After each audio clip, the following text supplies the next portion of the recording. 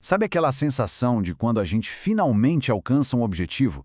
A gente comemora, mas e depois? O que vem depois da vitória? É exatamente sobre isso que vamos conversar hoje, mergulhando na história de Josué e do povo de Israel. A gente vai ver que a fidelidade de Deus, às vezes, se mostra ainda mais importante, não no meio da batalha, mas naquele silêncio que vem depois. Olha só, esse versículo aqui é o nosso ponto de partida. É tipo a cena final de um filme épico, sabe? O momento da grande vitória, depois da conquista de Canaã. Pensa só, décadas esperando, anos lutando, e aí cada promessa que Deus tinha feito se cumpriu. Não foi pela metade não, foi tudo, 100%. Isso para mim é a definição perfeita de fidelidade.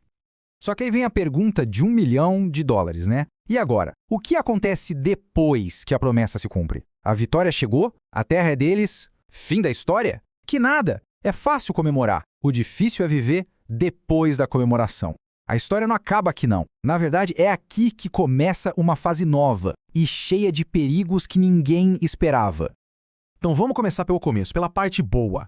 A primeira parte dessa história é só festa, pura celebração. Se a gente for lá em Josué, no capítulo 21, a imagem que ele pinta é de vitória total. E não é só o fim de uma guerra, não. É muito mais que isso. É o ponto alto de uma promessa que tinha sido feita, séculos antes, lá para Abraão. Cada detalhezinho do que Deus tinha prometido foi cumprido.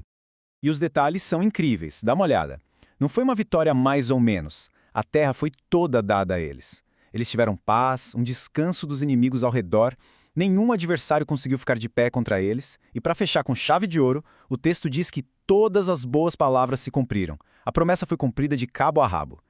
E tem mais um detalhe que é simplesmente genial. Para deixar bem claro que foi tudo mesmo, a palavra hebraica para tudo ou cada, que é kol, aparece 6 vezes em pouquíssimos versículos. 6 vezes. Isso não é coincidência, gente. O autor está praticamente gritando para a gente. A fidelidade de Deus foi total, completa, abrangente, sem nenhuma falha. Nada, absolutamente nada ficou de fora.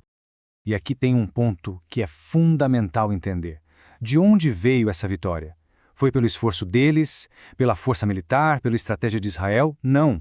A terra e a vitória foram um presente de Deus, uma dádiva.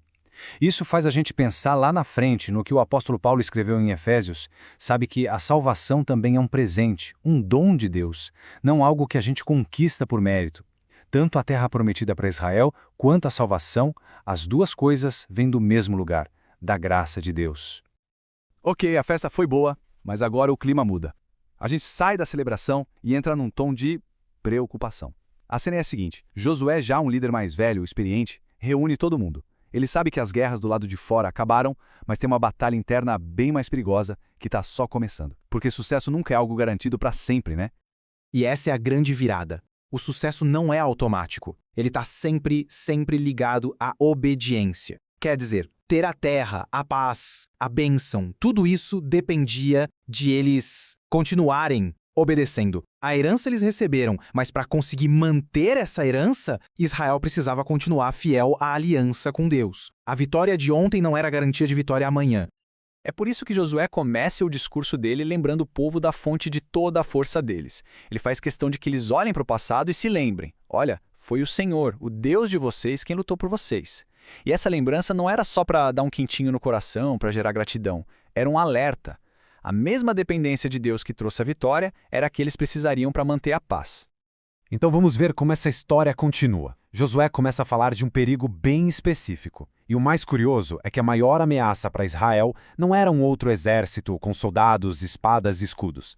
Não, o perigo era bem mais sutil.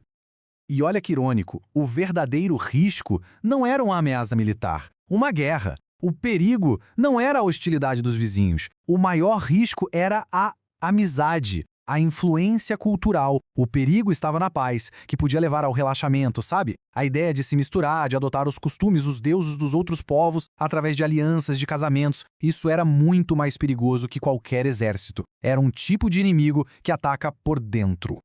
Por causa desse perigo, Josué foi super direto e estabeleceu uns limites bem claros. Era como se fosse uma barreira de proteção espiritual. Eram 4 proibições bem diretas. Primeiro, não se misturar com as nações vizinhas. Segundo, nem sequer mencionar o nome dos deuses deles, para não dar nenhuma moral. Terceiro, não jurar por eles, o que seria reconhecer a autoridade deles. E por último, e mais importante, não servir nem adorar esses deuses.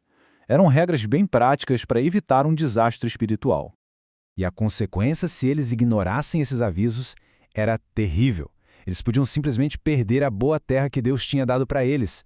Ou seja, a mesma fidelidade de Deus que garantiu a promessa de dar a terra, também garantiria a consequência se eles desobedecessem. A desobediência levaria a perder tudo. O mesmo Deus que é fiel para abençoar, também é justo para aplicar as consequências quando uma aliança é quebrada. Isso tudo nos ajuda a entender uma coisa maior. A jornada de Israel, desde a conquista até o desafio de manter a terra, era, no fundo, uma batalha espiritual. E uma batalha espiritual, a gente sabe, não se vence com armas normais, com força física. E séculos depois, olha só, o apóstolo Paulo vai dizer a mesma coisa. Ele escreve que as armas da nossa luta não são desse mundo, mas são poderosas em Deus. As nossas batalhas mais importantes não são físicas. Elas acontecem na nossa mente, no nosso coração, e para isso a gente precisa de outro tipo de arma.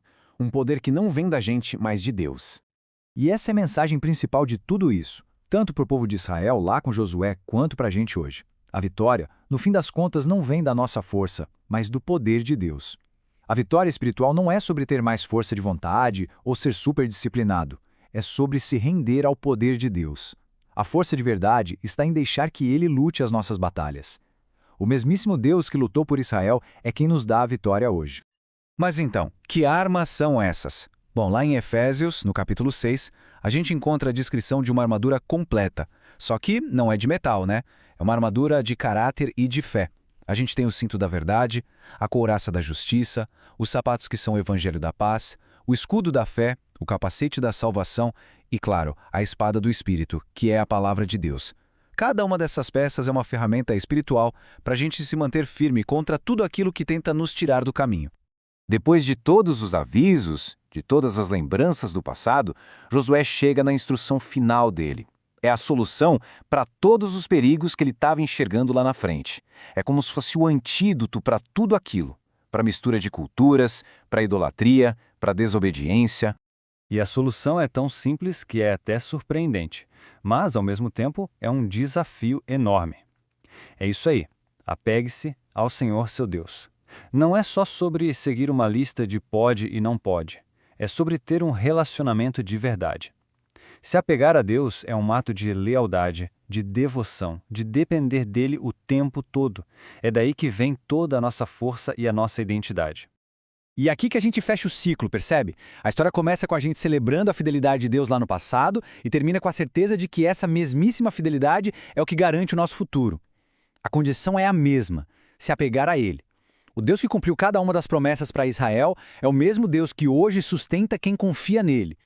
E para terminar, fica essa pergunta para a gente pensar. O aviso de Josué sobre as distrações dos povos vizinhos parece que nunca foi tão atual, não é mesmo? A gente vive num mundo cheio de coisas que o tempo todo tentam tirar o nosso foco espiritual. Então a questão que fica não é só se a gente acredita que Deus é fiel. A questão é como a gente, na prática, escolhe se apegar a essa fidelidade todos os dias.